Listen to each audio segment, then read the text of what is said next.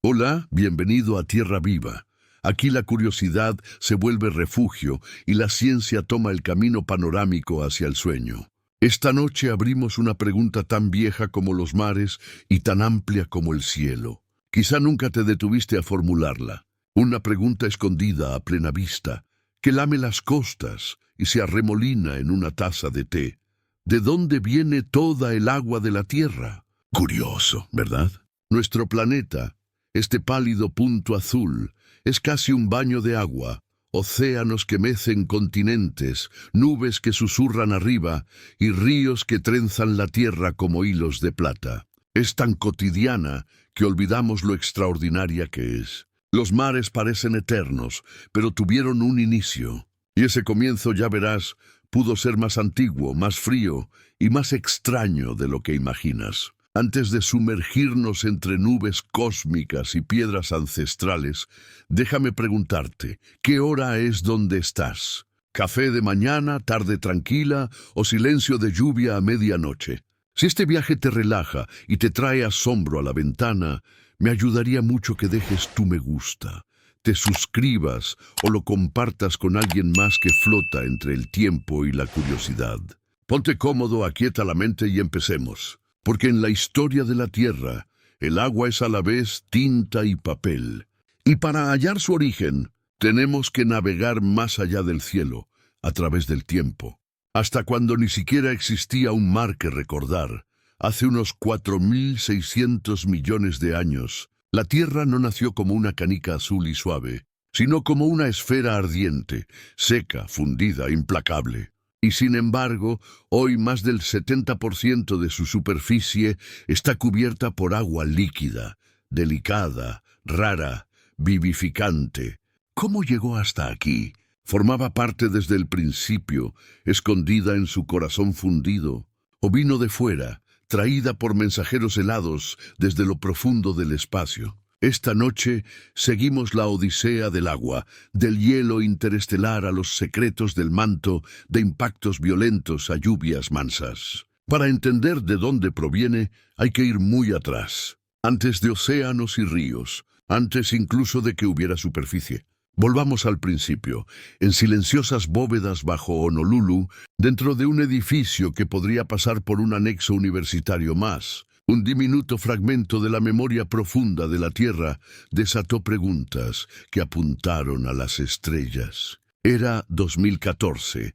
Un equipo de geoquímicos dirigido por la doctora Lydia Hallis estudiaba inclusiones microscópicas en un antiguo basalto, reliquias del manto primitivo elevadas por fuerzas volcánicas. Eran motas de vidrio atrapadas en olivino. Dentro, huellas isotópicas, pistas tenues de una época en que la Tierra aún se estaba formando. Y entre esas pistas, algo desconcertante: deuterio, hidrógeno pesado. La relación de deuterio a hidrógeno, DH, funciona como una firma cósmica. Distintas fuentes de agua en el universo exhiben proporciones distintas. ¿Qué hallaron? Que la DH de esas muestras del manto era mucho menor que la de nuestros océanos actuales y bastante más baja que la firma típica de muchos cometas. En cambio, coincidía con la de ciertos meteoritos primitivos, condritas carbonosas, rocas espaciales ancestrales. Esa pequeña diferencia química abrió una ventana al pasado, y entonces comprendieron algo notable. Quizá el agua de la Tierra no llegó principalmente en cometas, como se supuso durante años, sino en algo más antiguo todavía: los propios ladrillos con los que se armó el planeta. Para entenderlo, hay que ver cómo se formó la Tierra, no como un milagro en silencio, sino como una tormenta de piedras. El sistema solar nació del caos. Un disco giratorio de gas y polvo envolvía al joven Sol, caliente y turbulento. En ese disco, granos diminutos comenzaron a pegarse, a agruparse y a chocar, formando cuerpos cada vez mayores, planetesimales, protoplanetas. Un derbi de demolición cósmico donde la gravedad era martillo y pegamento a la vez. La Tierra surgió como uno de esos protoplanetas, una bola creciente de roca y metal compuesta por incontables fragmentos. Algunos de esos trozos traían agua, pero no como océanos ni lluvias. Venía atrapada en minerales, firmemente ligada dentro de redes cristalinas de silicio, oculta en el polvo. Eran minerales hidratados, formados en regiones frías de la nebulosa solar, lejos del calor. Viajaron hacia el interior, empujados por asteroides migrantes y tirones gravitacionales. Al chocar con la Tierra, liberaron su humedad antigua, no en gotas, sino en ráfagas de vapor. He aquí la paradoja. La Tierra empezó abrasadora, tan caliente que cualquier cosa húmeda se vaporizaría. La superficie era magma, la atmósfera una manta efímera de vapor de roca. ¿Cómo sobrevivió entonces el agua? Mucha no lo hizo, se evaporó. El viento solar la barrió, los impactos la expulsaron al espacio, pero no toda. En lo profundo parte quedó a resguardo, atrapada en minerales que se hundieron en el manto naciente. Cuando los océanos de magma se enfriaron y la corteza empezó a existir, comenzó la desgasificación volcánica. Hidrógeno, oxígeno, dióxido de carbono y vapor de agua. Entonces llovió por primera vez, no una llovizna amable, sino tormentas torrenciales de miles de años, lluvias que cambiaron fuego por océano. Ahora el giro. Si el agua vino en esos antiguos planetoides acuíferos, las condritas, la Tierra estaba destinada a ser húmeda. Tal vez no azul al principio, pero húmeda por dentro. Lo que abre una posibilidad hermosa. Los ingredientes de los océanos estaban en la receta desde el arranque. Falta otra pieza del rompecabezas, cometas helados que brillan como susurros del exterior oscuro. Durante décadas fueron la principal hipótesis, visitantes de hielo del cinturón de Kuiper o de una nube lejana que impactaron la Tierra primitiva y se fundieron en mares. En aquellos tiempos, los impactos eran frecuentes y formativos. El gran bombardeo tardío, hace unos 4.000 millones de años, fue una lluvia incesante, no de agua sino de roca y hielo. Si los cometas hubiesen sido los grandes proveedores, ese habría sido su momento. Pero al medir sus firmas isotópicas, sus DH, algo no encajó. La mayoría muestra demasiado deuterio. Es un rompecabezas que casi encaja, pero no del todo. Algunos cometas vinculados al cinturón de asteroides sí tienen DH, más parecidas a las terrestres. Aún así, la combinación no es perfecta y la cantidad de agua aportable no alcanza. Quizá jugaron un papel menor, una llovizna, no un diluvio. Las condritas carbonosas, en cambio, son las que hoy ofrecen la mejor coincidencia. Se formaron, vagaron, chocaron, y con ello actuaron como mensajeras de los océanos.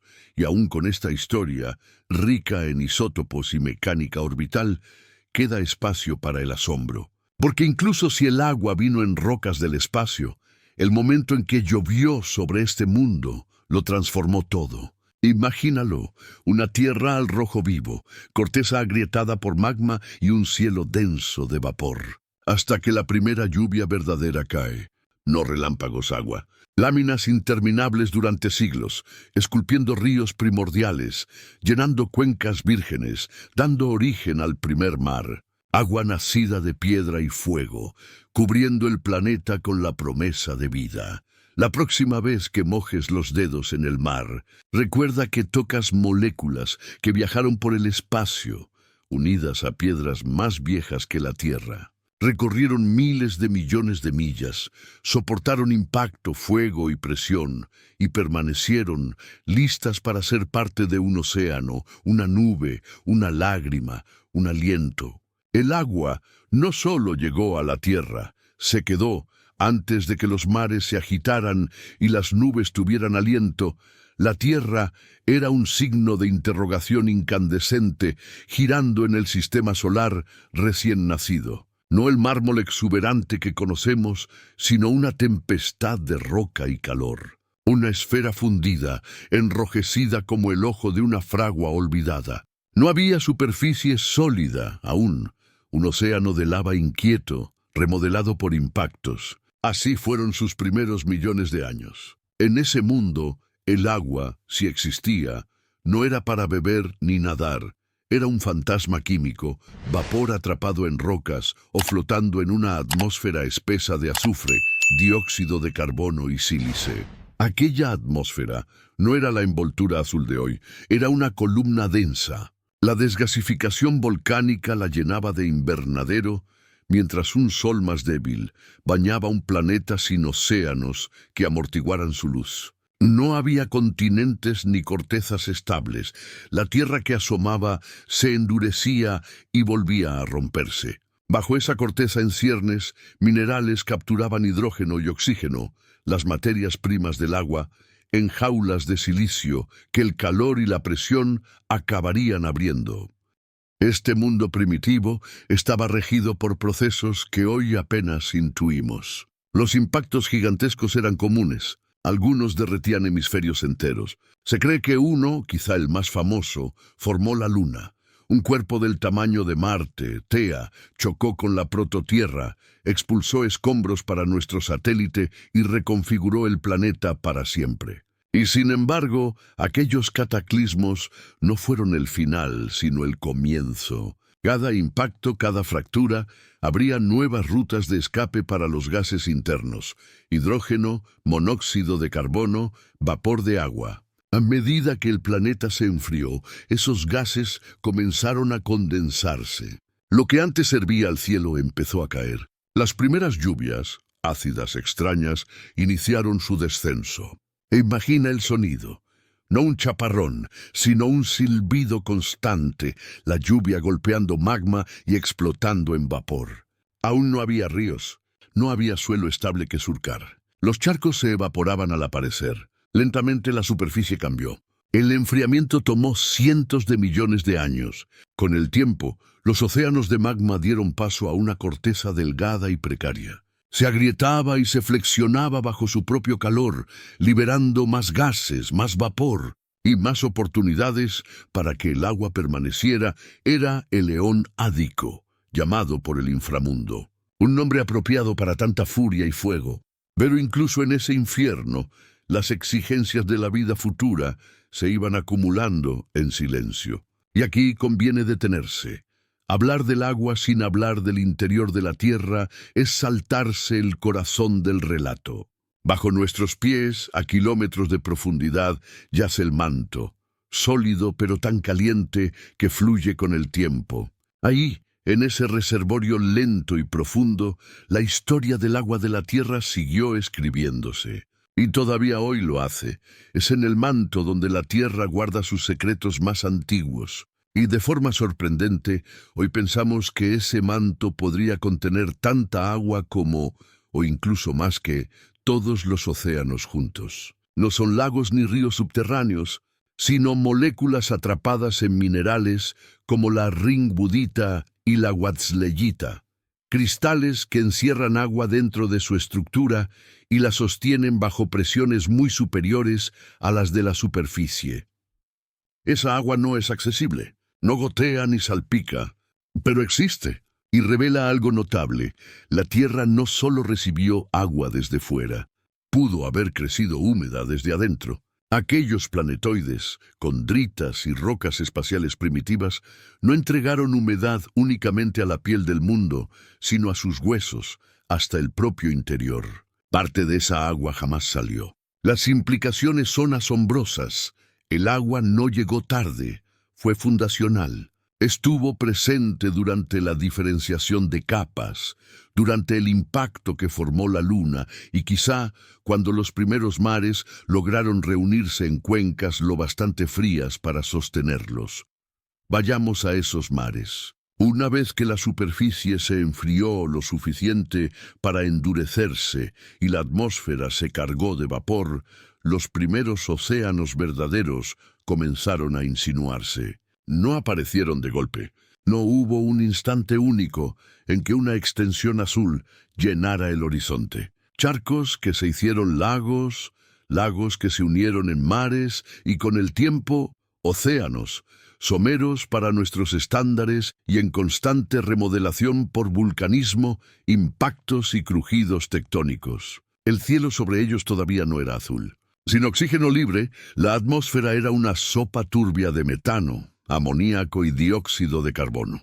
La radiación ultravioleta atravesaba sin oposición aquel aire sin capa de ozono. Y aún así, los océanos resistieron, sostenidos por un equilibrio delicado de calor, presión y condiciones atmosféricas. Un poco más cerca del Sol y tal vez nunca se habrían condensado.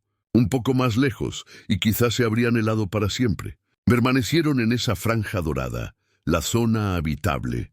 Aquellos océanos primitivos, sin embargo, no se parecían a los de ahora. Posiblemente ácidos, tal vez verdosos por el hierro disuelto, cálidos y zarandeados por la actividad geotérmica. Desde el fondo, respiraderos hidrotermales, géiseres submarinos alimentados por calor volcánico, arrojaban minerales y energía, creando entornos que muchos científicos consideran cuna posible de la vida. Sin arrecifes ni peces, solo agua, roca, calor y tiempo. Y quizá algo más, moléculas orgánicas caídas del espacio o generadas en el propio caldo terrestre, aminoácidos, azúcares simples, semillas de biología. En esas aguas antiguas, la química tuvo espacio para estirarse, ensayar, combinarse y recombinarse, y tal vez, en silencio, despertar. Antes de que la tierra fuese hogar, verde y bulliciosa, fue simplemente húmeda, un planeta de tormentas, mares y silencio. Y en ese silencio algo se movió. Para rastrear la verdadera fuente del agua, no solo cómo llegó, sino cómo echó raíces y transformó el planeta, hay que seguir una pista escrita en isótopos. Empecemos por el hidrógeno, el elemento más abundante del universo. Ligero, antiguo, forjado instantes después del Big Bang. El hidrógeno no es uniforme. Algunos átomos llevan un neutrón extra, deuterio. Sigue siendo hidrógeno, solo que más pesado. La relación entre hidrógeno normal y deuterio funciona como un sello de pasaporte cósmico. Indica dónde se formó o por qué procesos pasó una muestra de agua, ya sea condensada en las zonas externas del sistema solar, creada en un asteroide frío o exhalada por volcanes. Es la relación DH. El agua marina de la Tierra posee un valor específico y durante décadas se comparó con fuentes conocidas, cometas, asteroides, meteoritos e incluso el viento solar. No eran simples datos, eran huellas dactilares y apuntaron a algo inesperado. Los cometas, esos nómadas helados, parecen mensajeros de agua perfectos, pero la mayoría de los estudiados, como Halley o Hale-Bopp, muestran proporciones DH notablemente más altas que las terrestres. Si nuestros océanos hubieran llegado principalmente en cometas de ese tipo, su química sería distinta, y no lo es. Algunos cometas asociados al cinturón de Kuiper presentan relaciones más cercanas a las de la Tierra, pero son la excepción y, aún sumándolos, no aportarían el volumen necesario. La idea es hermosa, océanos regalados por cometas, pero la química y las cuentas dicen otra cosa. Esto nos lleva a los meteoritos, en particular a un grupo raro, las condritas carbonosas. Son de los sólidos más antiguos del sistema solar, pequeñas cápsulas del tiempo formadas en el plano polvoriento de la nebulosa hace más de 4.500 millones de años. Muchas nunca se fundieron ni se diferenciaron como los cuerpos mayores, de modo que preservan química primitiva, incluido agua. Al estudiar su DH apareció un patrón. Coincide con la de los océanos terrestres, no solo de cerca, sino casi al milímetro. Estos meteoritos contienen minerales hidratados, la evidencia de que el agua no solo viajó con ellos, sino que iba encerrada en su estructura. Sus huellas isotópicas sugieren un origen en regiones no muy lejanas de donde se armó la Tierra, las zonas internas del cinturón de asteroides. La imagen se aclara. La Tierra no esperó a que los cometas trajeran agua, la heredó. No llegó como hielo a la superficie, sino como roca hidratada, en miles de millones de granos. El proceso comenzó durante la acreción, El planeta crecía engullendo material rocoso, parte seco y parte húmedo. Lo húmedo venía cargado de silicatos con enlaces que retenían agua. No aguas superficiales, sino humedad que quedaba atrapada profundamente en el manto naciente. Cuando la Tierra se diferenció, hierro pesado hacia el núcleo, silicatos ligeros hacia el manto, esos minerales hidratados viajaron con ella. Y esto no fue solo almacenamiento, fue transformación. Con el aumento del calor interno y la actividad volcánica, parte de esa agua se liberó. La Tierra empezó a exhalar vapor, junto con otros gases, por fisuras y dorsales oceánicas. La atmósfera se saturó. Llegó la condensación. Comenzaron las lluvias. Y no pararon. No una tormenta, sino una era de diluvios, nubes formándose sin descanso y la lluvia golpeando la superficie como un bautismo. Las pozas se unieron en mares. Las cuencas se llenaron. El agua abrió caminos, talló valles, mientras la corteza todavía se movía bajo los pies.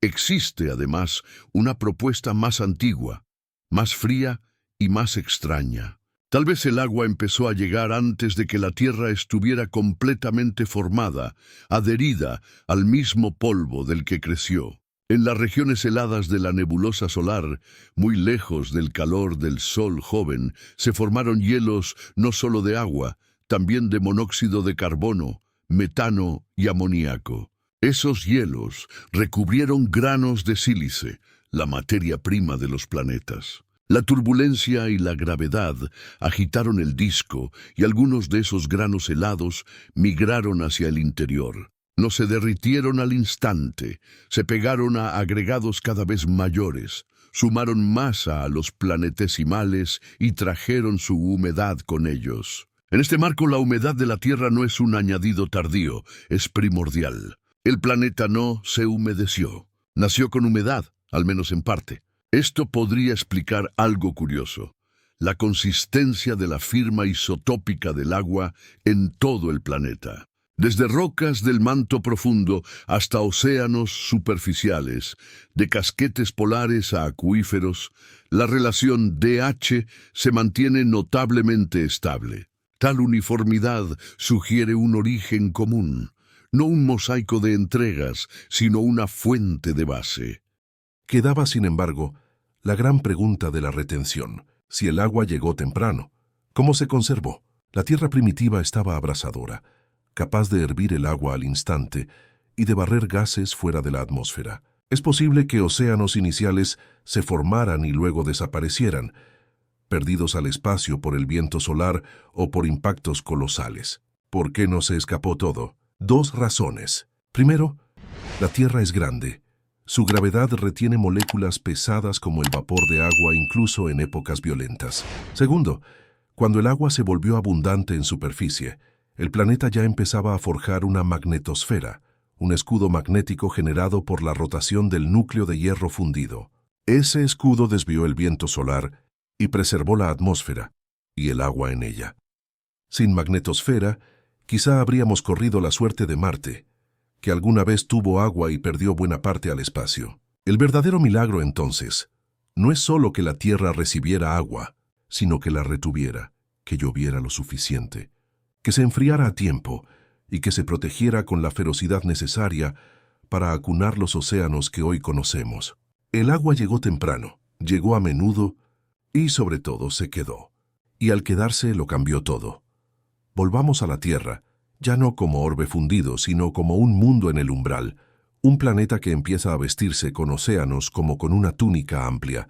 Algo profundo se estaba transformando, no en un instante, sino a lo largo de millones de años, mientras el agua dejaba de ser sueño en vapor para convertirse en arquitectura planetaria.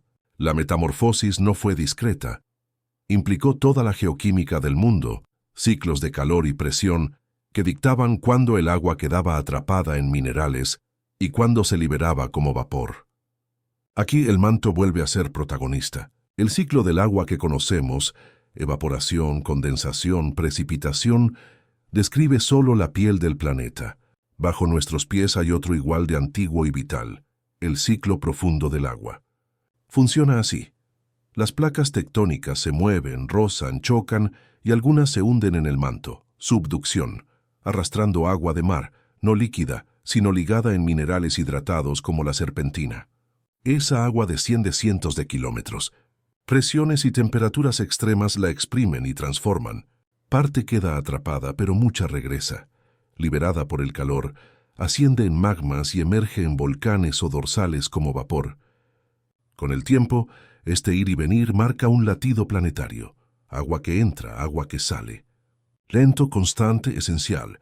Esa respiración interna permitió que los océanos alcanzaran un volumen estable. Una capa. No una inundación perpetua ni una fuga total. Aún faltaba un detonante más, el que ayudó a convertir los océanos de simples cuencas químicas en incubadoras biológicas. El oxígeno. No el que respiramos hoy. Todavía no, su llegada fue lenta y sutil, y estaba ligada a la vida misma. Hace unos 3.800 millones de años, cuando los primeros océanos ya se habían asentado, ocurrió algo extraordinario. Aparecieron las primeras huellas de vida, microbios, sencillos, antiguos, asombrosos. No necesitaban oxígeno, lo habrían considerado tóxico.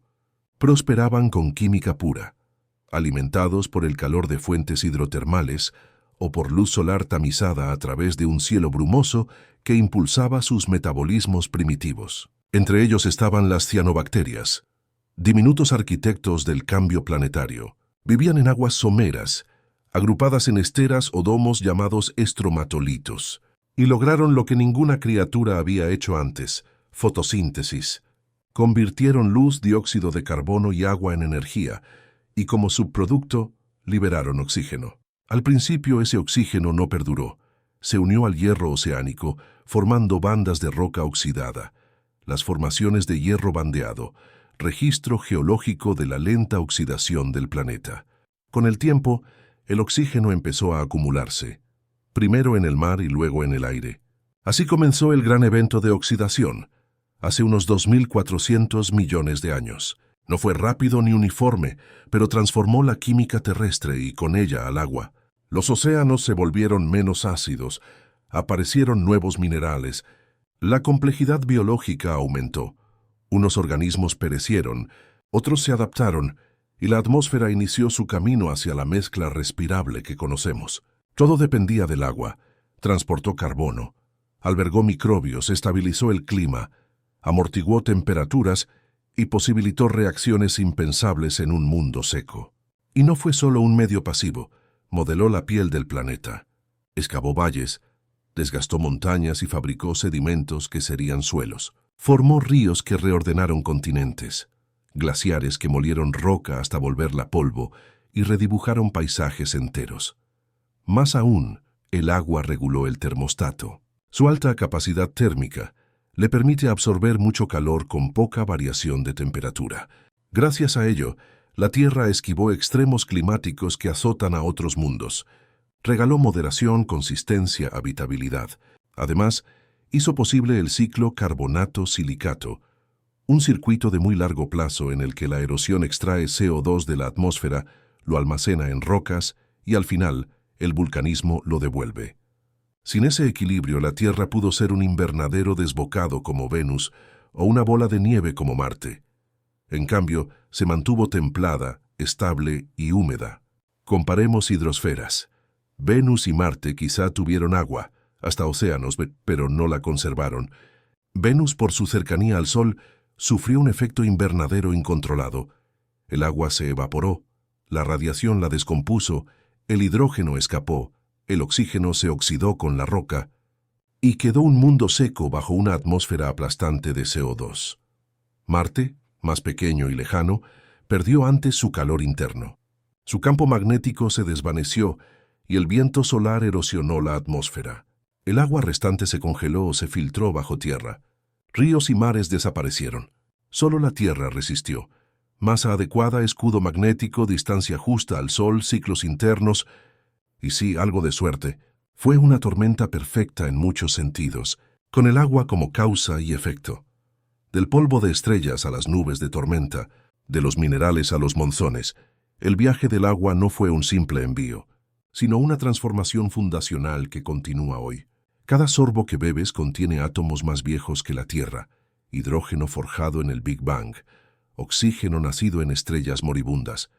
Se unieron una y otra vez, en el espacio, en la piedra, en el océano, y hoy están en tu lengua, en tu sangre, en las lágrimas y en la lluvia que alimenta los bosques. El agua es antigua, inquieta e irreemplazable. Al seguir su rastro no solo entendemos cómo llegó, sino cómo a través de ella la Tierra llegó a ser. Cuando la superficie por fin se enfrió lo suficiente para sostener océanos, la presencia de agua no marcó solo una etapa nueva, reescribió lo que un planeta podía ser. No fue la aparición de una simple sustancia, fue el inicio de una cascada. El agua, aparentemente humilde, se convirtió en catalizador de cambio, tocando cada capa del mundo, de la corteza al cielo. No solo llenó cuencas, empezó a esculpir continentes, regular el clima y alterar la química planetaria de forma irreversible. Volvamos a la corteza. La capa superficial se fracturó y flotó sobre el manto caliente y dúctil. Con la llegada del agua, aquella corteza se debilitó sutil y profundamente. He aquí por qué importa. El agua lubrica los sistemas geológicos, baja el punto de fusión de las rocas, se infiltra en fallas, se desliza entre granos minerales y los vuelve más móviles. Al subducirse hacia el manto, facilita la fusión y alimenta el vulcanismo. En resumen, el agua hizo viable la tectónica, no solo la tectónica de placas moderna, sino la capacidad misma de la superficie para moverse, reciclarse y renovarse. Sin agua, la litosfera pudo haberse mantenido rígida y estática, como en Mercurio o la Luna.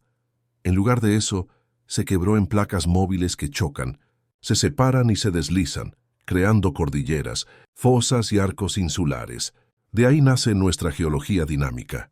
Terremotos, volcanes y valles de rift deben algo a esa sutil influencia acuosa en profundidad. Las consecuencias siguieron en el laboratorio químico más vasto, los océanos. La lluvia, ligeramente ácida por los gases disueltos, empezó a meteorizar las masas de tierra. La roca se descompuso en sedimentos y los ríos llevaron iones al mar: calcio, magnesio, sodio, potasio, los sabores que aún definen el agua marina. Durante millones de años, estas reacciones extrajeron CO2 del aire, lo ataron en carbonatos y enfriaron el planeta. Así funciona el largo ciclo del carbono. El agua no solo esculpe la superficie, también escribe el clima. A la vez, los mares pobres en oxígeno estaban cargados de hierro disuelto, preparando el escenario para la gran oxigenación.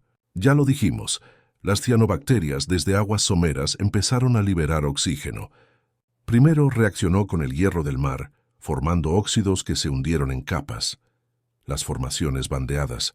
Solo cuando el hierro se saturó, el oxígeno comenzó a acumularse en océanos y, por fin, en la atmósfera. Ese ascenso lento transformó la biosfera. El oxígeno es reactivo, rompe enlaces, alimenta combustión y metabolismo. Para la vida de entonces fue a la vez veneno y oportunidad. Comunidades enteras perecieron por oxidación, pero quienes se adaptaron accedieron a más energía. La respiración aeróbica es mucho más eficiente que la anaerobia. Permitió organismos más complejos, activos y ambiciosos. También aquí el agua fue protagonista. Sin océanos no habría habido cuna para las cianobacterias, ni medio para disolver, distribuir y hacer reaccionar el oxígeno. El agua montó el escenario. La vida siguió el guión. Mientras tanto, en superficie, el agua continuó su labor paciente. Agrietó rocas, suavizó paisajes, movió sedimentos. Se formaron glaciaciones en latitudes y alturas mayores, tallando valles y moliendo montañas hasta convertirlas en limo. Los ríos cocieron la tierra con vetas de plata, creando deltas y llanuras aluviales fértiles. El ciclo hidrológico, evaporación, condensación, precipitación, se volvió un motor dominante. Movido por el sol, redistribuye calor, moldea zonas climáticas y abastece de agua dulce a los continentes. Con ello llegó la habitabilidad, no solo como condiciones de supervivencia, sino como la posibilidad de que ecosistemas echaran raíces, se extendieran y se diversificaran. Pozas de mare, riberas, humedales, Todos crisoles donde la vida ensayó nuevas formas y estrategias. El agua permitió que la evolución floreciera. Queda un detalle revelador: el pH.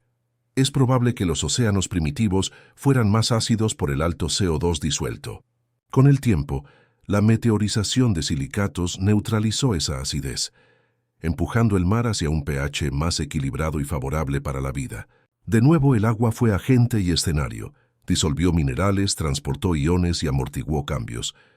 ¿Y la sal? El mar es salado porque la lluvia erosiona rocas, recoge iones, cloruros, sodios, sulfatos, etc., y los lleva al océano. Algunos los usa la biota, otros quedan disueltos y se acumulan con los eones. El océano es un depósito de memoria de la erosión terrestre. Pero no es memoria inerte, cada ion afecta su química. La salinidad baja el punto de congelación. Los minerales cambian la flotabilidad. El equilibrio de nutrientes determina qué prospera. También así se moldea la vida. Evolucionó no en agua genérica, sino en la mezcla particular de nuestros océanos: temperatura, salinidad, minerales. En un sentido real, la vida en la Tierra no solo es a base de agua, es a base de agua de la Tierra, y la reacción en cadena sigue. El agua forma nubes. Las nubes dispersan la luz. La luz dispersa enfría la superficie. Cae la lluvia. Fluyen ríos. Los sedimentos entierran carbono. La subducción devuelve agua y carbono al manto. El vulcanismo los exhala de nuevo. Esta asociación interminable entre agua y roca, agua y aire, agua y vida, define nuestro planeta. No es una cadena lineal, es una espiral, una danza autosostenida cuyo compás es el agua. Tras seguir los hilos de cómo el agua disparó la tectónica, esculpió la corteza y alimentó los primeros indicios de vida, queda mirar cómo se integró a la coreografía profunda del planeta, no como decorado, sino como tempo principal.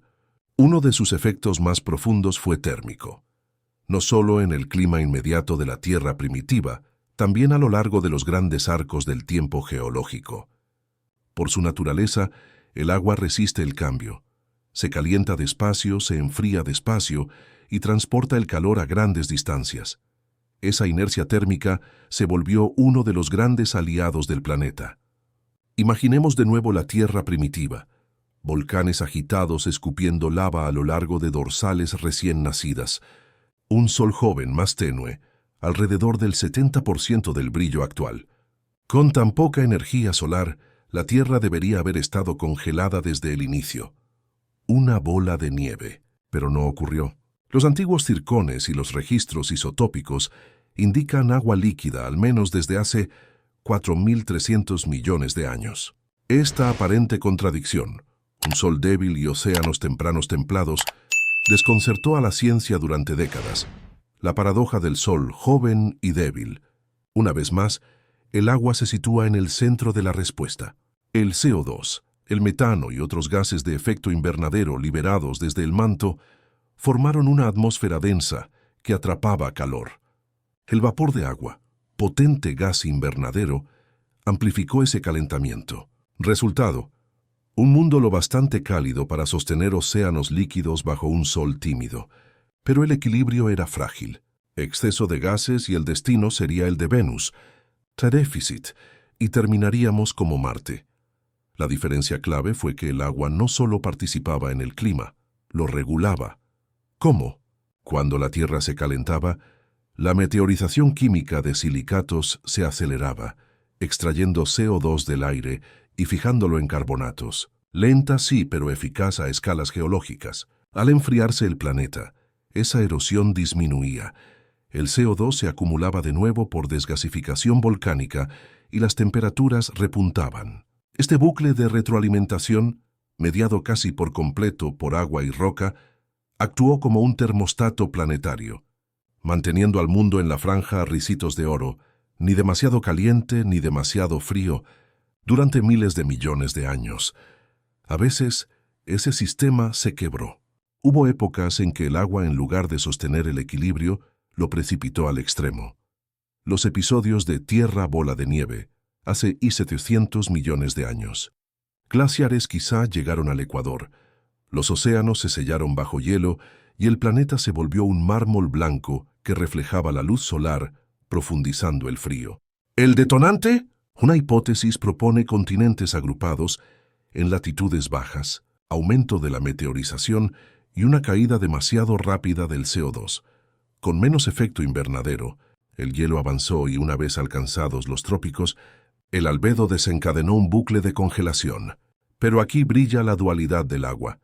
El vulcanismo siguió bajo el hielo, el CO2 se acumuló, sin océanos abiertos que lo absorbieran, y terminó provocando un rebote invernadero.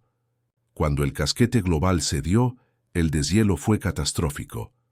Inundaciones, calentamiento rápido, reanudación de la erosión, caída del CO2 y regreso al equilibrio.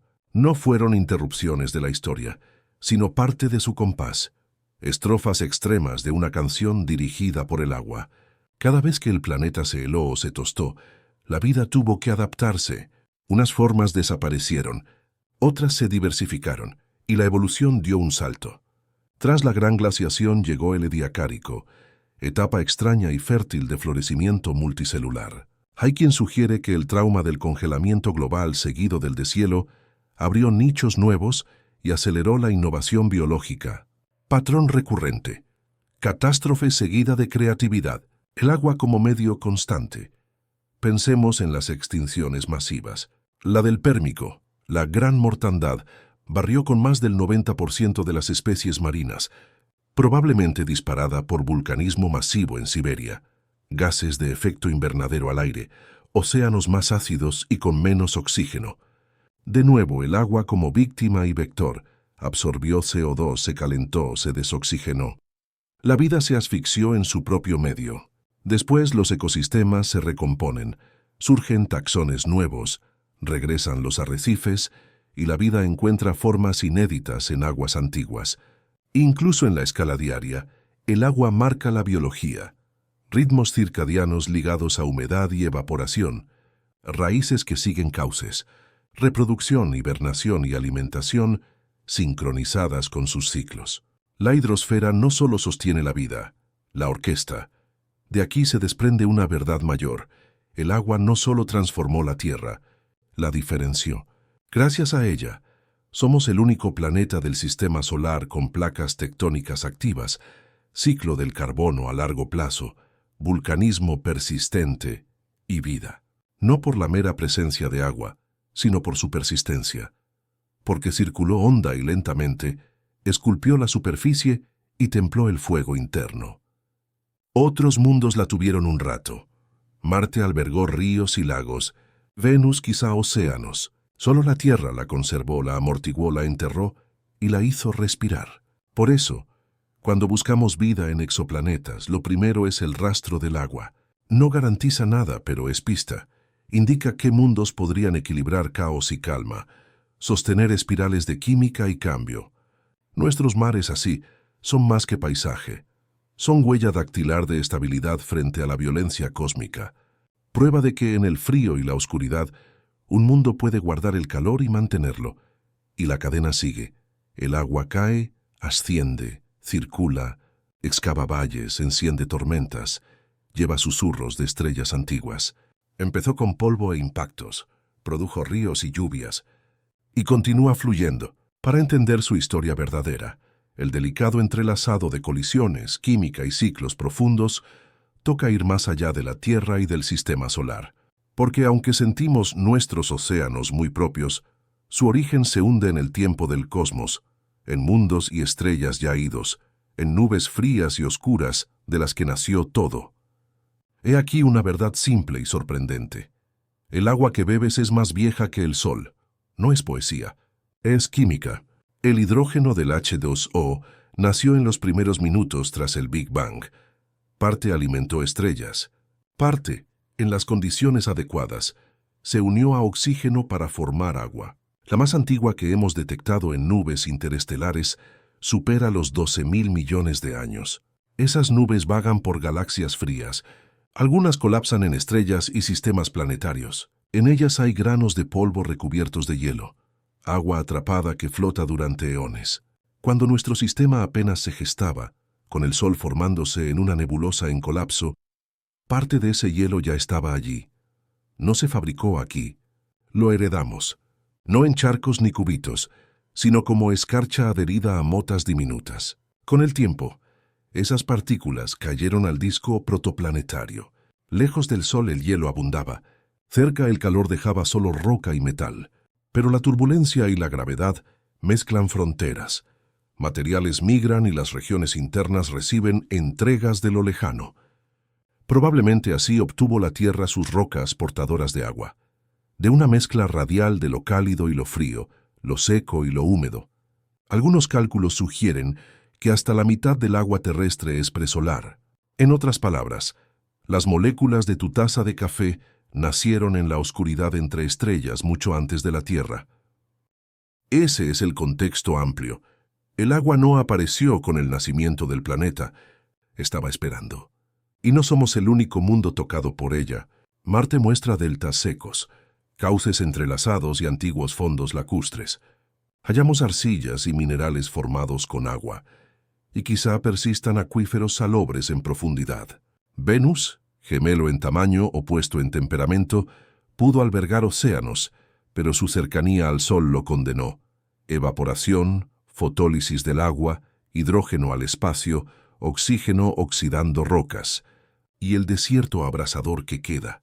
Entre las lunas exteriores, Europa se cubre de hielo y oculta un océano global templado por marea. Ganímedes y Calisto podrían hacer lo mismo. Encélado lanza géiseres salados al espacio. Titán, por su parte, exhibe lagos y ríos. Se de metano, un ciclo hidrológico en espejo. A 179 de Grameracé. Más allá en exoplanetas, ya vemos mundos en zonas habitables, quizá océanos globales sin continentes, quizá desiertos, quizá esferas de hielo. Aún no lo sabemos. Seguimos buscando. Porque si algo enseña la saga del agua en la Tierra es esto, el agua lo cambia todo. No es solo disolvente, es escenario, escultora y semillero de química, y tal vez inevitablemente de vida. Otra verdad, el agua terrestre es antiquísima, interconectada. Los protones de hidrógeno en tu cuerpo pueden haber orbitado alguna vez en un cometa del cinturón de Kuiper o haberse forjado en una estrella moribunda. El oxígeno de tus pulmones pudo ser parte de un glaciar en la última glaciación o viajar como vapor en el aliento del primer bosque. Toda el agua de la Tierra integra un único sistema. Se evapora, condensa, cae, se congela y fluye. Pero ya no se va en cantidades significativas. El agua que ahora te habita quizá llenó la huella de un dinosaurio, talló un cañón en Pangea o se filtró por raíces hace 400 millones de años. El agua conecta momentos y seres, una herencia compartida en el espacio y en el tiempo. Y ese legado dibuja un patrón. Cada gran transición, de esfera ígnea a mundo azul, de alfombra microbiana a selva, de extinción a radiación evolutiva, vino acompañada, a menudo impulsada, por el agua. No solo como sustancia, sino como fuerza. Enfría, erosiona, arrastra, disuelve, amortigua. Es el medio por el que fluye el cambio. Por eso los paleoclimatólogos leen núcleos de hielo. Los astrobiólogos buscan firmas de agua y los geólogos rastrean costas antiguas para mapear el ballet lento de los continentes. Al final, comprender la Tierra es seguir el agua. Seguir el rastro del agua es descubrir no un mundo estático, sino uno vivo que respira. Un planeta cuyo latido no es solo magma y roca, sino también mareas, nubes y ríos. Así, cuando preguntamos ¿de dónde viene el agua de la Tierra?, en realidad buscamos algo más hondo. Cómo el universo aprende a guardar el calor, cómo el polvo estelar termina convertido en ríos, cómo del caos nace la calma, y sobre todo, cómo un pálido punto azul comenzó a cantar su suave canción líquida en la oscuridad. En pasillos silenciosos de laboratorios, en afloramientos ventosos de la Antártida y entre fragmentos de rocas espaciales guardados en cajones de museo, un coro de curiosidad humana ha sonado durante siglos. La cuestión ¿de dónde proviene el agua de la Tierra? Parece mito, pero se ha abordado con el rigor de la química, la paciencia de la geología y la audacia de la imaginación cósmica. Empecemos por un nombre que rara vez aparece en voz alta en los textos, pero se susurra con respeto entre investigadores. John Juan Valley. A comienzos de los 2000, Este geoquímico de la Universidad de Wisconsin-Madison examinó diminutos cristales llamados zircones, minerales capaces de sobrevivir a presiones y temperaturas extremas y conservar un registro de los primeros días del planeta. Procedentes de las Jack Hills, en Australia Occidental, superaban los 4.440 millones de años y guardaban una señal sutil, firmas isotópicas de oxígeno que sugerían interacción con agua líquida. Asombroso. No eran piedras de mar, sino pequeñas máquinas del tiempo que insinuaban corteza estable y quizá agua superficial apenas 100 millones de años después del nacimiento de la Tierra. Hasta entonces el Ádico, llamado por Hades, se imaginaba fundido, seco y caótico durante cientos de millones de años. Aquellos zircones contaban otra cosa: lluvia, océanos, un mundo más templado de lo que pensábamos.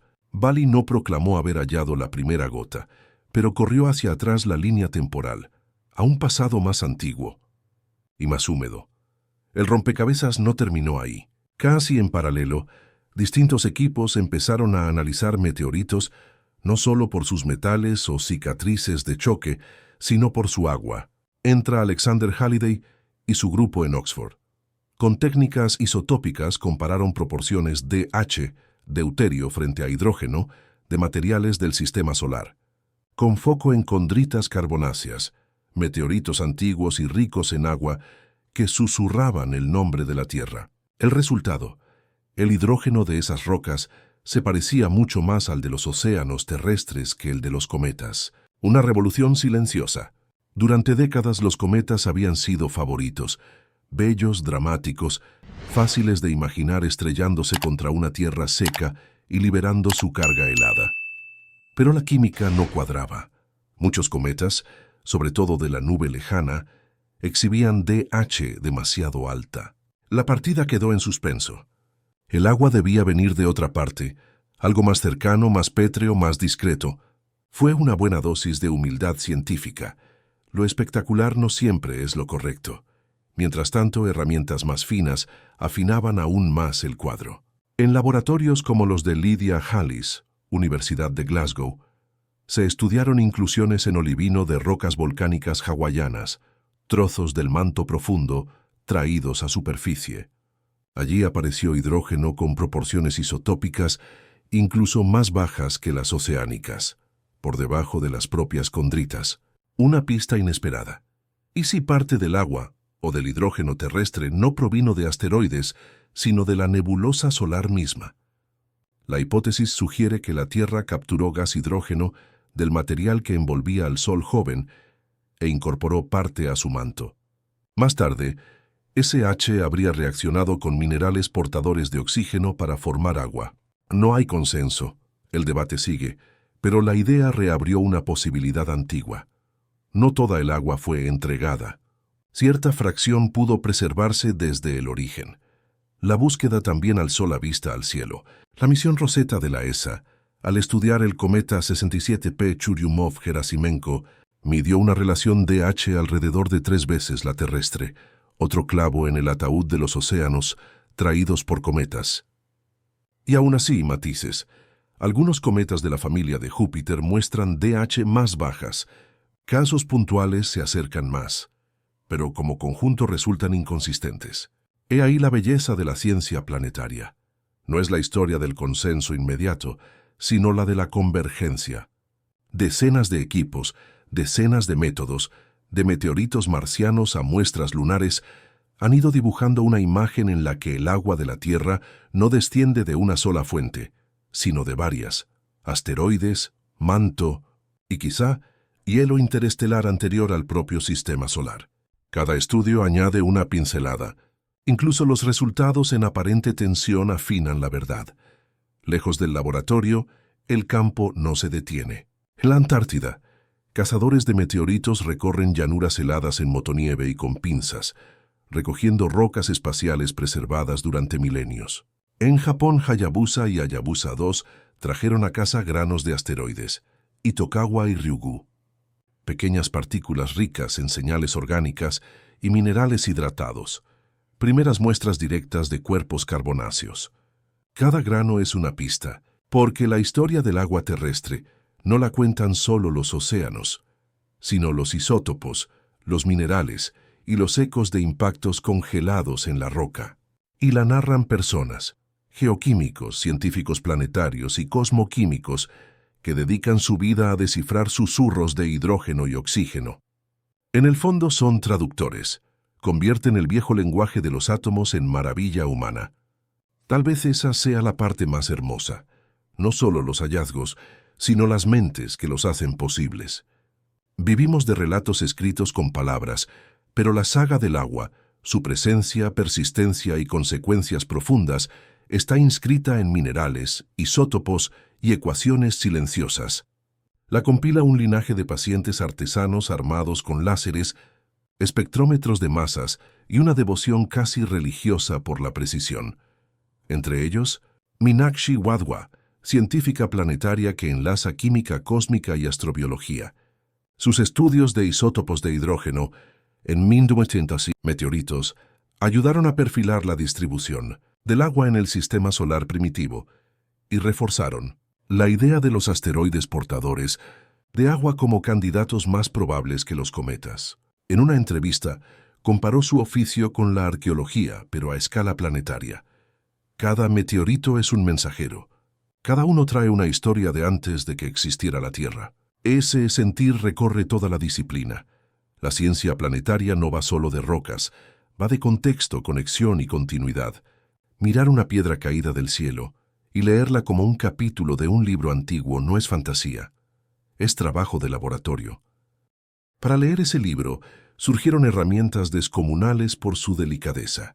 El SIMS, espectrómetro de masas de iones secundarios, permite vaporizar puntos diminutos y medir isótopos con precisión, distinguir DH en granos individuales de olivino o piroxeno, separar agua atrapada en el cristal de agua añadida por alteración. Con el SIMS y con técnicas como la tomografía de sonda atómica, ya no se estudian rocas, se interrogan átomos. Y esas preguntas nos llevaron a la Luna. Durante mucho tiempo se la creyó seca. En los 2000, esa idea se dio vuelta. El Moon Mineralogy Mapper de la NASA, a bordo de Chandrayaan-1 India, detectó firmas de hidroxilo, el oque que delata agua, en la superficie. Misiones posteriores lo confirmaron. Hay hielo en cráteres en sombra eterna e hidroxilo ligado a minerales. Llegó otra sorpresa.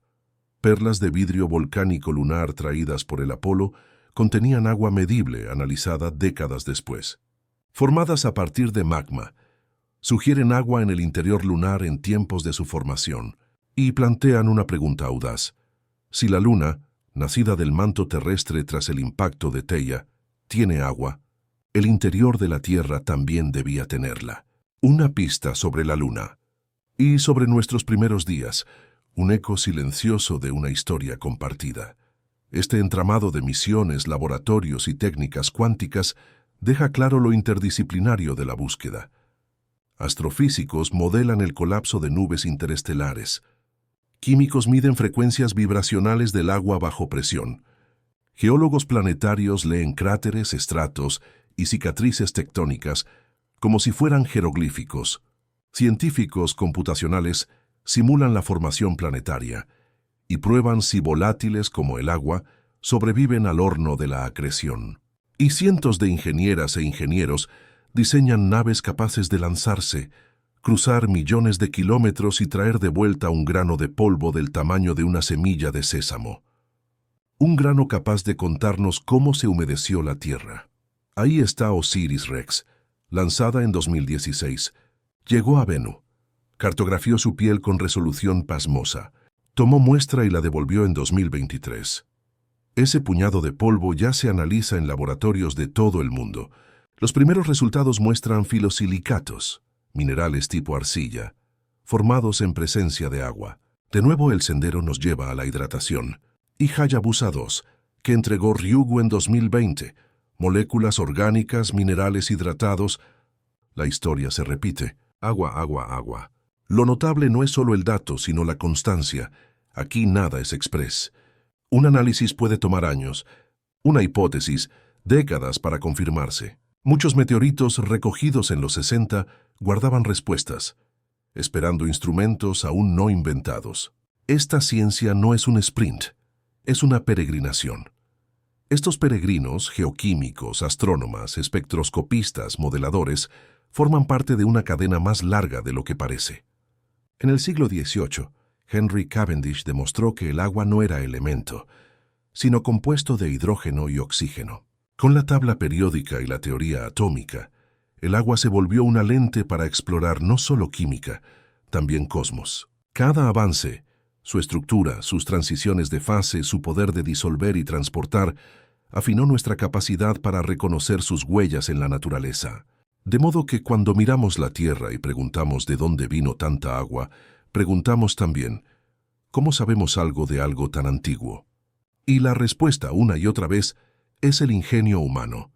Se trata de equipos sobre el terreno que extraen meteoritos del hielo antártico, de doctorandos que, entrada la noche, siguen midiendo isótopos, de planificadores de misión que trazan rutas hacia asteroides que giran a millones de kilómetros, de autoras y autores de propuestas, analistas de datos, editoras de revistas, el andamiaje entero de la investigación. Cada gota de comprensión sobre el agua terrestre nació de la suma de incontables gotas de esfuerzo. Y aún así no lo sabemos todo. Algunas y algunos sostienen un origen más nebular, que el hidrógeno de la nebulosa solar jugó un papel mayor del supuesto. Otros exploran las rarezas del agua, su expansión al congelarse, su alta tensión superficial, su habilidad para mediar la química de la vida. Hay quienes preguntan cómo moldea la tectónica de placas o si los depósitos profundos del manto reciclan agua a escalas de miles de millones de años. No es un caso cerrado, es un misterio en curso, resuelto entre fronteras, disciplinas y décadas. No a gritos, sino a susurros. El tintineo de un tubo de muestra, el zumbido de un láser, la paciencia terca de mentes que saben que cada océano comenzó con una pregunta. Bajo cada ola, detrás de cada gota en el cristal y dentro de cada lágrima, danza una coreografía molecular tan vieja como las estrellas. Si el agua narra el pasado de la Tierra, su guión no está escrito con tinta, sino con isótopos, firmas silenciosas que susurran verdades demasiado sutiles para el ojo desnudo. Para oírlas, la ciencia debe bucear hondo. Ahí entra la geoquímica, la disciplina que nos enseñó a mirar con ojos elementales. Las y los geoquímicos destilan rocas, hielos, gases y aguas en proporciones. La relación DH, deuterio frente a hidrógeno, ya fue protagonista. Y lo es porque el deuterio es raro. Por cada pluma 6.000 átomos de hidrógeno común, apenas uno de deuterio. Esa razón cambia según el rincón del cosmos y el material. Se vuelve pasaporte químico, sello temporal, pista de origen. El agua formada en el medio interestelar, por ejemplo, tiende a DH alta por el frío extremo. La generada a partir de gases de la nebulosa solar suele mostrar DH menor. Así, al medir DH en agua oceánica, meteoritos, vidrios lunares o hielos cometarios, no trazamos un mapa de lugares, sino de nacimientos. En laboratorio, la precisión es extrema. Entra el espectrómetro de masas, capaz de separar átomos por masa y carga y de detectar variaciones de partes por millón. Una gota vaporizada se vuelve un flujo de picos. Cada pico, un fragmento de historia. Gracias a esta técnica, sabemos que la DH de los océanos ha permanecido sorprendentemente estable durante miles de millones de años.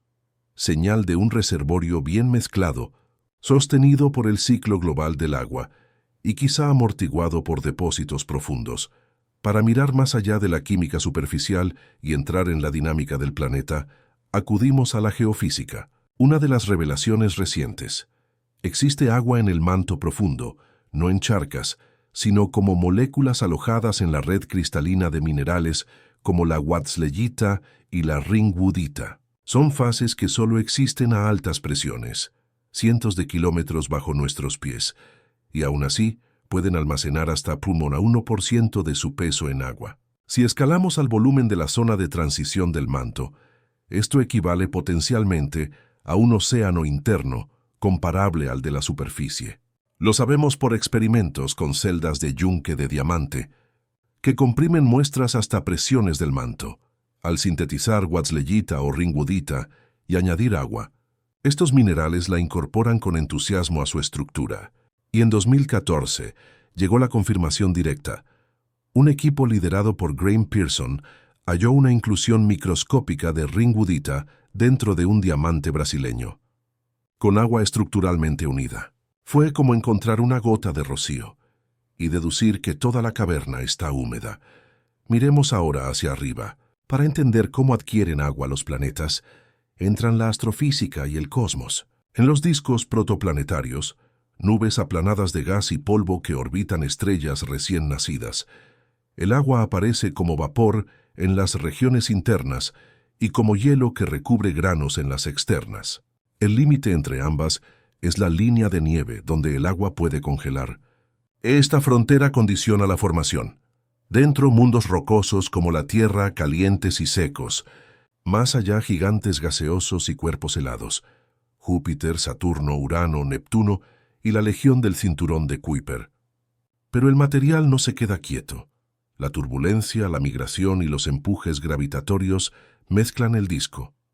Modelos numéricos muestran cómo planetesimales helados de más allá de la línea de nieve pueden dispersarse hacia el interior, chocar con la Tierra en formación y liberar agua. El modelo Grand-TAC propone incluso que Júpiter migró temprano hacia adentro y luego hacia afuera, barriendo asteroides ricos en agua hacia el sistema interior como un barco que vira con el viento. No son suposiciones, son simulaciones ejecutadas en supercomputadoras, parametrizadas con datos y contrastadas con la dinámica e isótopos del sistema solar. Las atmósferas de exoplanetas también refinan estas ideas. Cuando detectamos vapor de agua en Júpiteres calientes, o, por densidad, sospechamos mundos océano entre supertierras, aprendemos cuán común o rara podría ser la historia acuática terrestre. ¿Y la química de la vida?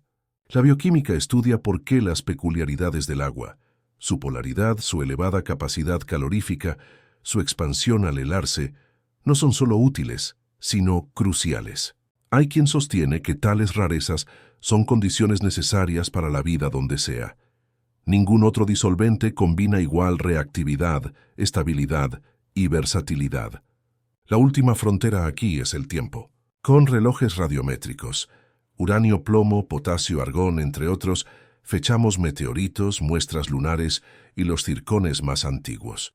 Con ellos se dibuja la línea temporal. La Tierra se forma hace 4.540 millones de años. Los circones insinúan interacción estable corteza-agua hacia 4.401 B. Sedimentos aparecen 3.800 ma. Vida, al menos desde 3.500 ma. Y en todo ese arco, el agua no entra como invitada tardía. Estuvo durante la acreción, moldeó la diferenciación, templó el clima y asentó la biología. No es un pie de página, es el hilo que cose magma, montaña y microbio. Desde que el agua líquida lamió la corteza enfriada del planeta joven, comenzó un trabajo largo y silencioso: dar forma a la vida y escribir el guión del cambio. No con prisas, sino con paciencia, excavando valles en milenios, amortiguando climas en eones y cobijando los primeros destellos de biología. Cuando la vida surgió, el agua no estaba ahí, era imprescindible. En océanos primitivos, ácidos, cálidos, agitados por respiraderos, la química cobró vida. Se ensamblaron aminoácidos, aparecieron cadenas de ARN, vesículas lipídicas dieron pie a protocélulas. Tal vez el origen jamás se conozca del todo, pero casi todas las hipótesis serias sitúan la chispa en el agua o junto a ella. El agua permite movimiento, choques y reacciones. Disuelve nutrientes, facilita el plegamiento de proteínas y el flujo de iones. Es medio y mensaje. Durante el primer gran tramo, la vida fue microscópica y blanda, a la deriva de las corrientes. Con el tiempo, el mar pasó de química a vivero de complejidad. Microbios fotosintéticos, cianobacterias, exhalaron oxígeno. Lentamente se acumuló en océanos y aire. El gran evento de oxigenación no fue explosivo, sino un ascenso gradual e irreversible, veneno para muchas formas anaerobias, ventaja para quienes pudieron adaptarse. Con oxígeno llegó más energía, y, con ella, células eucariotas, núcleo, orgánulos, complejidad, antesala de la multicelularidad. El proterozoico, 2500-541 en Ma, a veces apodado el 1000.000.000 aburrido. De aburrido tuvo poco. Diversificación silenciosa. Ecosistemas que maduran bajo un océano en perpetuo ciclo. Los continentes derivan. Océanos se abren y cierran. Placas chocan y se separan. Sedimentos acumulan rastros químicos de una biosfera cambiante. Luego hace 720 Ma. El mundo se hiela. Glaciaciones globales quizá hasta el Ecuador, posiblemente 2 veces en el criogénico. Océanos sellados bajo hielo. Fotosíntesis detenida. La vida se repliega a refugios geotérmicos o bolsas de fusión bajo los glaciares. Paradoja, el agua amenaza y salva. Bajo el casquete sigue líquida. Cuando el hielo cede, libera nutrientes y enciende floraciones explosivas de algas y microbios. Así, una vez más, el agua marca el compás. Sostiene, sacude y finalmente posibilita. El oxígeno siguió en aumento. La vida se rehizo, y entonces irrumpió la explosión cámbrica. Hace unos 541 millones de años, una profusión de formas animales estalló en escena. Trilobites, gusanos, los primeros vertebrados, conchas y esqueletos. La depredación como innovación evolutiva. Por primera vez, el registro fósil se abrió de par en par y dejó ver la extraña y hermosa inventiva de la vida. Todo ello ocurrió en el agua. Los mares se convirtieron en el teatro de los experimentos más audaces.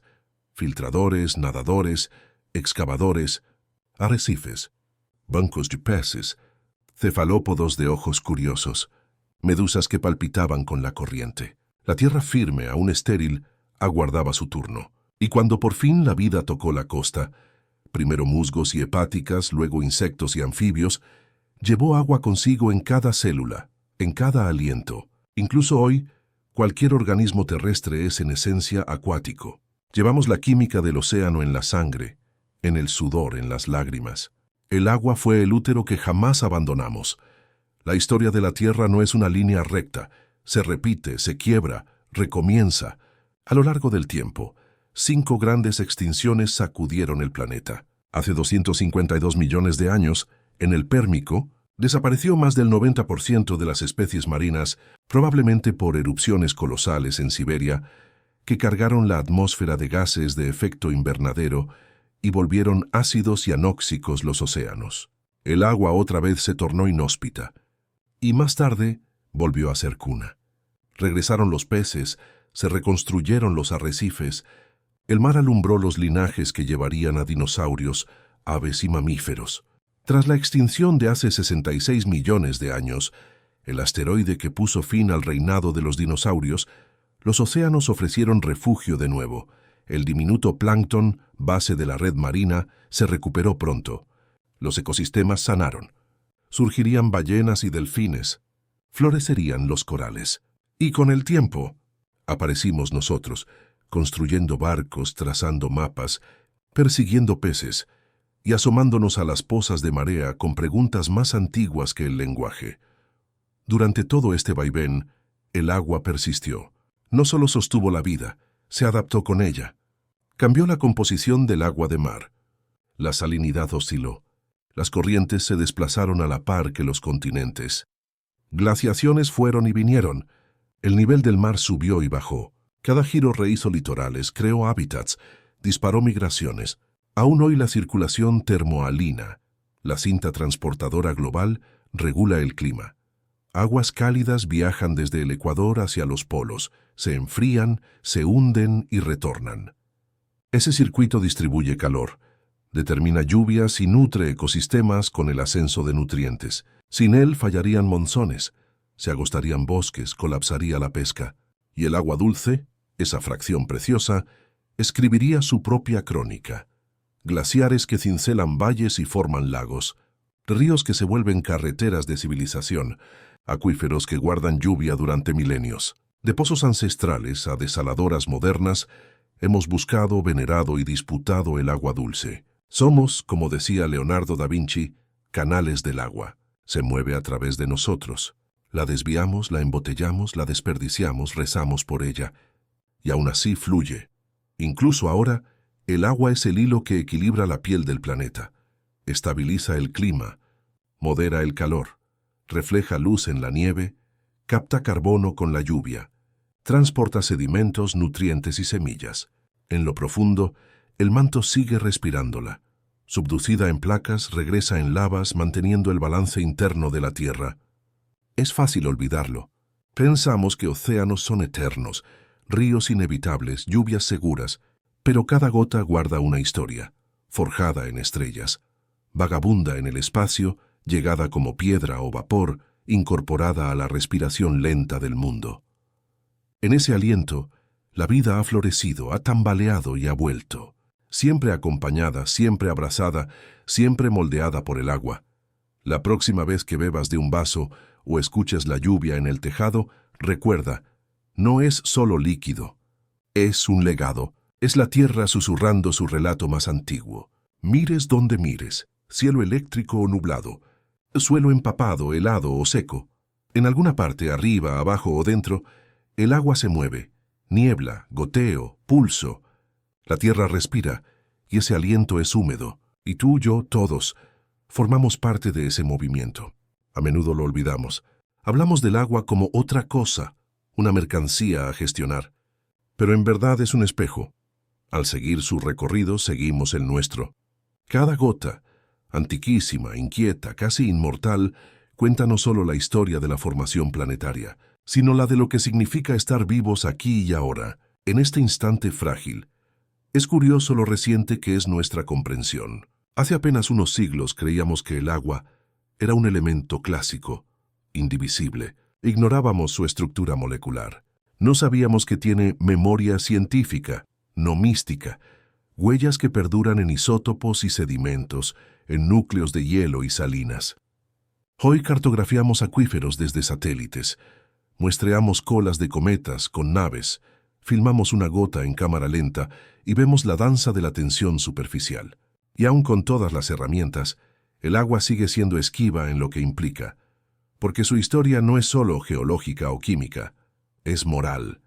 Vivimos un tiempo en que el cambio climático ya no es hipótesis. El hielo se derrite, el mar asciende, las sequías se profundizan, las inundaciones arrecian, ríos se agotan, mientras ciudades tienen sed.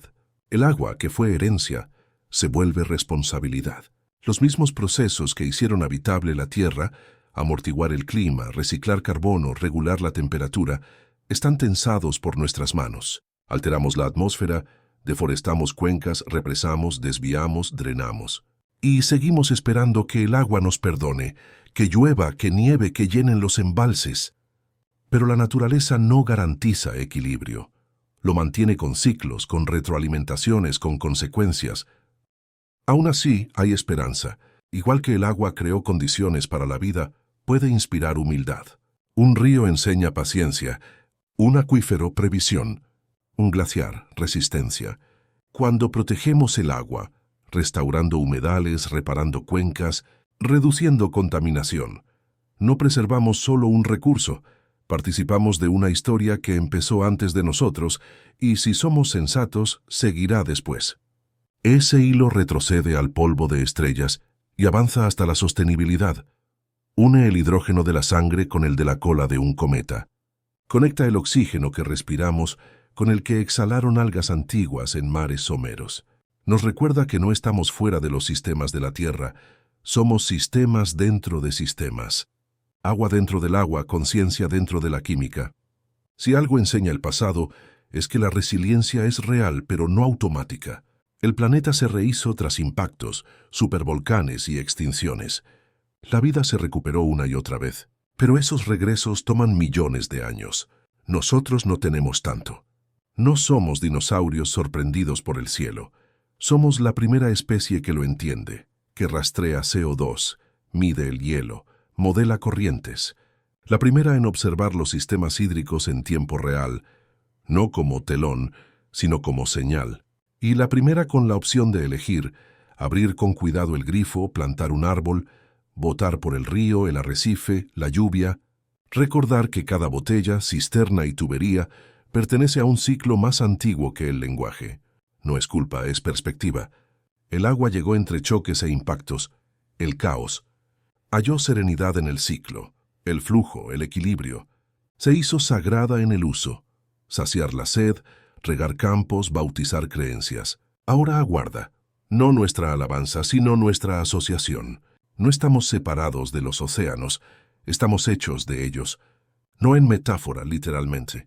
Tus lágrimas, tu sudor, tu sangre son ecos de la misma molécula antigua que cayó del espacio, se alzó del magma, templó la roca, llenó charcas y dio origen a tus antepasados.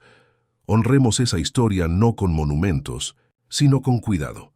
Políticas más sabias, reparto más justo, industria más limpia y decisiones más amables.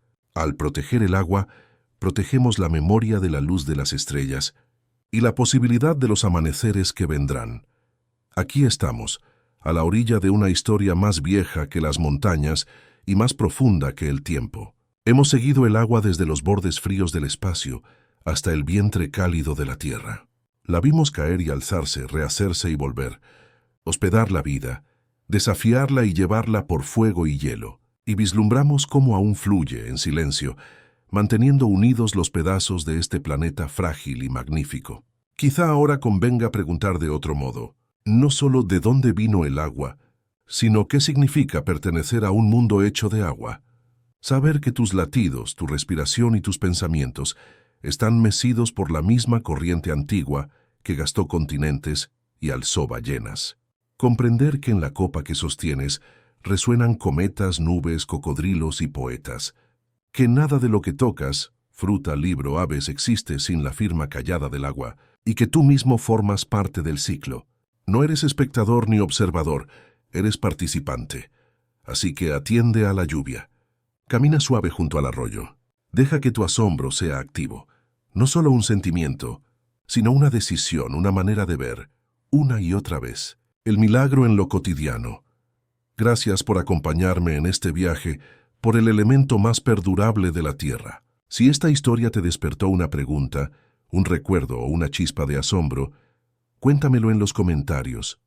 Me encantará leer qué significa el agua para ti. Y si quieres más relatos así, pausados, profundos y llenos de ciencia en voz baja, dale me gusta, suscríbete y siéntate con nosotros la próxima vez. Apenas empezamos a tirar de los hilos de la saga antigua de la Tierra. Hasta entonces, mantente curioso, amable y fluido.